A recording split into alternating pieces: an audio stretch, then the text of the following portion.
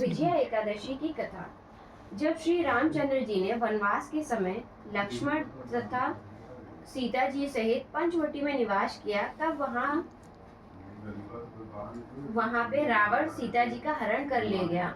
इस दुख से श्री रामचंद्र जी तथा लक्ष्मण जी अत्यंत व्याकुल हुए और सीता जी की खोज में चल दिए। घूमते घूमते जब वे मरना सत्र जटायु के पास पहुंचे तो जटायु ने उन्हें सीता जी का वृत्तांत सुनाकर मृत्यु को प्राप्त हो गया। कुछ आगे जाकर उनकी सुग्रीव से मृत्यता हुई और उन्होंने बलि का वध किया। हनुमान जी ने लंका में जाकर सीता जी का पता लगाया और वहां से लौटकर श्री रामचंद्र जी से सब समाचार कहे। श्री रामचंद्र जी ने सुग्रीव की सम्मति से वानर सेना सहित लंका को प्रस्थान किया। जब श्री रामचंद्र जी समुद्र के किनारे पहुंचे तब उन्होंने मगरमच्छ से युक्त उस अगाध समुद्र को देखकर लक्ष्मण जी से कहा, इस समुद्र में तो हम किसी प्रकार कैसे पार करेंगे। तब लक्ष्मण जी बोले, हे पुरुषोत्तम, आप आदि पुरुष हैं, सब कुछ जानते हैं। यहाँ से आधा योजन दूर पर कुमारी द्वीप में बकदालभ्य नाम करे तेजस्वी मुनि रहते हैं। आप उनके पास जाकर इसका उपाय पूछिए। श्री लक्ष्मण जी के इस प्रकार के वचन सुनकर श्री रामचंद्र जी बकादालभ्य ऋषि के पास गए और उनको प्रणाम करके बैठ गए। मुनि उनको पहचान गए। उन्होंने मनुष्य धारण किया, मर्यादा पुरुषोत्तम से पूछा, हे राम, आपका आना कैसे हुआ। श्री रामचंद्र जी कहने लगे, ऋषिवर, मैं अपनी सेना सहित यहाँ आया हूँ और राक्षसों को जीतने के लिए लंका जा रहा हूँ। आप कृपा करके समुद्र पार करने का कोई उपाय बताइए।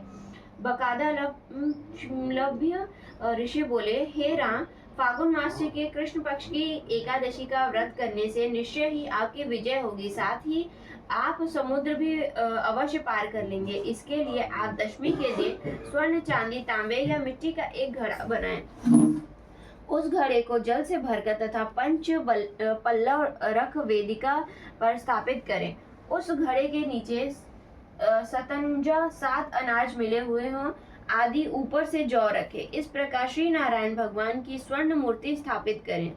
एकादशी के दिन स्नान आदि से निवृत्त होकर धूप, दीप, नैवेद्य, नारियल आदि से भगवान का पूजन करें। तत्पश्चात घड़े के सामने बैठकर 3 दिन व्यतीत करें और रात्रि को भी उसी प्रकार बैठे रहकर जागरण करें। द्वादशी के दिन नित्य नियम से निवृत्त होकर उस घड़े को ब्राह्मण को दे दें। हे राम, यदि तुम इस व्रत को सेनापतियों सहित करोगे तो तुम्हारी विजय अवश्य होगी। श्री रामचंद्र जी ने विधि पूर्वक इस व्रत का किया और उसके प्रभाव से दैत्यों पर विजय प्राप्त की। अतः हे राजन, जो कोई मनुष्य विधि पूर्वक इस व्रत को करेगा उसकी दोनों लोकों में अवश्य विजय होगी। श्री ब्रह्मा जी ने नारद जी से कहा था, हे पुत्र, जो कोई इस व्रत के महात्म्य को पढ़ता है या सुनता है उसे वाजपेय यज्ञ का फल मिलता है। बोलिए सियावर रामचंद्र की जय, पवन सुत हनुमान की जय हो। जय जय श्री राधे, जय जय श्री राधे।